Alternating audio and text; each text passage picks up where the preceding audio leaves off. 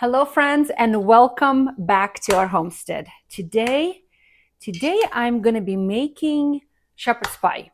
And I feel like there's so many recipes for shepherd's pie, and some of them are super simple and some of them are so complex, and every family has their own shepherd's pie. So today I'm making a shepherd's pie for my father-in-law who just came out of the hospital, and I want to make a couple of meals for him so he will have something to eat. And I am making my very simple version of shepherd's pie. Like I said, everyone has their own. So right now, all I did, I boiled some potatoes, peeled potatoes in salted water, and I always add a little bay leaf to the boiling water because it's really gonna give nice, yummy flavor to the water when the potatoes are boiling. And I'm gonna be using ground beef. Now, I know that some people use other types of meats, and I think when you're on a budget, I think any type of meat will work. If you have ground pork, or ground chicken, a turkey, or ground venison, or ground whatever, I feel like we should not be really sticking to one kind of protein, whatever we can afford. Everyone is budget is very different. So when I was straining this potatoes, I made sure that I left about half a cup of water behind. And the reason why I do this is because I'm trying to keep this a little bit low fat, simply because I know my ground meat is 80-20 and there's 20% of fat in it. So I'm not going to go overboard adding butter or cream to these potatoes. So I'm just gonna keep them, I'm just mashing them literally in a little bit of water that I left at the bottom of the pot when I was straining. And that is it. Okay, so I gotta make them nice and fluffy. So I'm just pounding them, okay, to make them nice and fluffy. That should be good. I'm gonna put them aside and let them cool off a little bit because you probably can see that steam coming up and giving me a facial. I want them to cool off just a little bit. So like I said, I have ground beef, 1 pound of ground beef. Then I have, I really need 1 large onion, but I don't have a large onion. So I have these tiny little ones. And like I said, when you cook on a budget, it's okay to use what you have. So pretend this is 1 large onion. Then we're gonna need about 2 large carrots. I don't have large carrots, I have little carrots. So this is what my garden grew. And that's what I have. So pretend this is 2 large carrots here. Is that okay? And then I'm going to throw in about just 1 clove or 2 cloves of garlic. If you don't have fresh garlic, garlic powder will work as well. Then I'm going to need 1 egg. An egg is going to go into those mashed potatoes once they cool off a little bit. Then I'm going to be using some tomato sauce, and this is homemade, plain, unseasoned tomato sauce. I think I made this last year. So I'm going to be using 1 cup of this tomato sauce. You can use any tomato sauce you like. Then I'm going to be flavoring everything with obviously salt and pepper. I'm going to be putting about a teaspoon or so, like a squirt of Dijon mustard, but any mustard will work. Then I'm going to be putting about a teaspoon or so of, I cannot pronounce it, Worcestershire sauce. Worcestershire sauce. Don't know. About a teaspoon. I'm going to squirt that as well. And then I'm going to season also with some herbs. And I'm going to put a good healthy pinch of dried basil and a good healthy pinch, about a teaspoon of oregano, dried oregano. And then here comes the debate. Should we put peas? Should we put corn? You know what? It's your recipe. You can put whatever you want. I'm going to be putting some corn simply because that's what my father-in-law likes. He likes corn, not peas. So I'm going to be putting corn. All right. So the mashed potatoes are pretty much done. They're just cooling off for a bit. I'm going to be chopping all of these vegetables and getting them ready to saute with the meat. I'm going to start by sauteing all of my vegetables. So a little bit of olive oil on the bottom, not too much. And I'm just going to add my chopped carrots. The carrots are not in very big pieces. Did I say carrots? I meant to say onions. Carrots I'm going to start working on next. And I want this to start sauteing, becoming nice and soft. And like I said, I'm going to start working on chopping the carrots as well. Carrots should not be in very big chunks because the carrot is like that supporting actress. You know what I mean? She should not be the most present in big pieces. At least that's how I look at a carrot's role in a shepherd's pie. Okay. So I'm just going to chop them into tiny little pieces just like this. And I'm going to saute them with the onion until the carrots are pretty much al dente. They should be almost soft, okay, before I add the meat. Let me turn the heat down because I don't want these onions to burn. I want them to soften up, okay? And I just hope that you guys can see what I'm doing with the carrot. The carrot should be in small pieces. See how little I'm making them? That's all. Little pieces. All right, let's add them to the onions.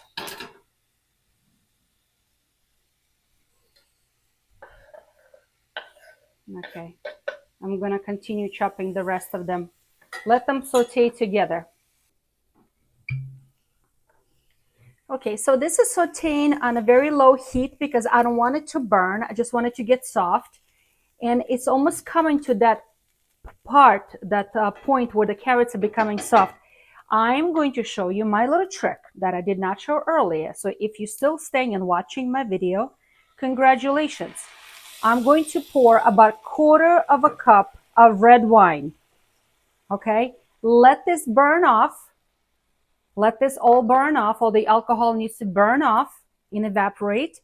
And this is going to help to cook my carrots a little slower without burning them, adding a nice flavor. All of the alcohol will be burnt off, so no worries. It's safe to eat, okay? And let this nicely cook slowly until all of this liquid is gone. And then, and only then, I'm going to add the meat. Okay, so most of the wine actually cooked completely out, and now I'm going to be adding ground beef. It's 1 pound of ground beef here, and I'm going to make sure that it all now cooks together. We can turn the heat up a little bit because it needs to nicely brown with all of the other ingredients. And we're going to be adding our spices, a tomato sauce, a little salt, little pepper. That should be to taste. Okay. So let's add some salt and pepper. And like I said, it should be to taste.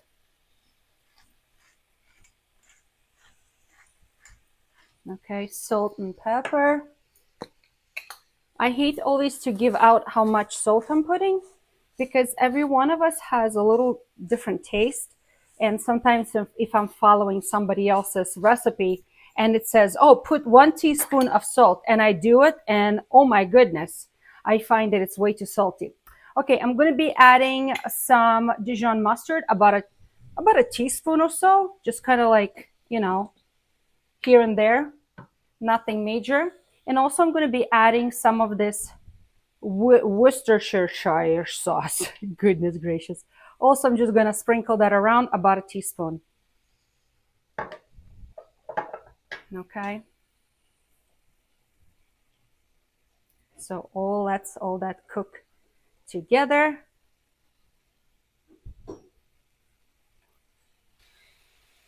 Okay, now I'm going to be adding some dried oregano, and that should be about a teaspoon.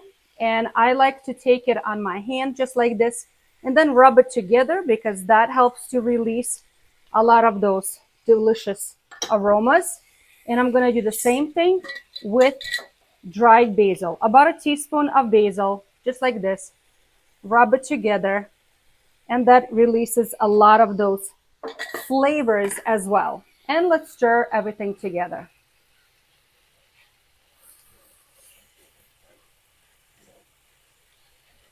Don't forget to add the garlic as well. It's going to add a really nice flavor. Again, if you choose and like to use dried garlic powder, that's also going to work very nicely together. Okay, so this is cooking together. I want to make sure that the beef is cooked all the way through before I assemble the pie itself. The beef seems to be doing very well, and I'm going to be adding about a cup of tomato sauce in here. Okay. This is also going to add a fantastic flavor to the beef. Okay, so let's just all warm through.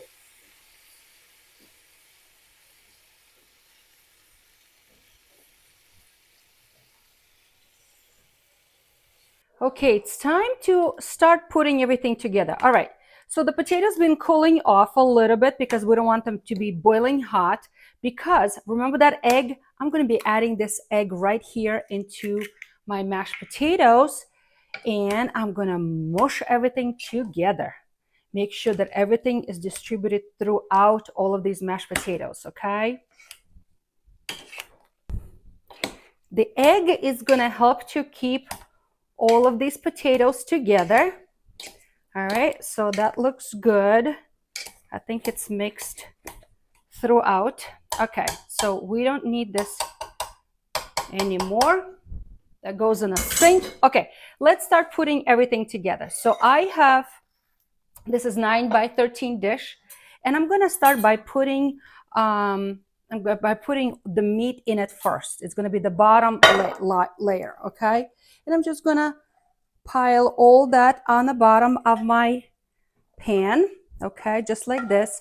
I've decided not to butter the pan and not oil the pan because I feel like there's not enough of liquid and fat in this meaty mixture, okay?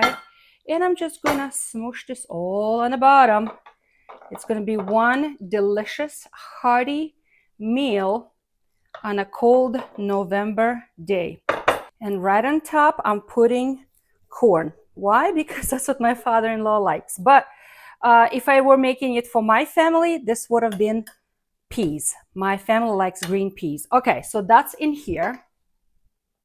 Okay, so then on top of all of this, we're going to be adding the potatoes, okay? And it's going to be one thick layer of potatoes. Okay, I'm going to make sure that it goes evenly throughout all of this pie.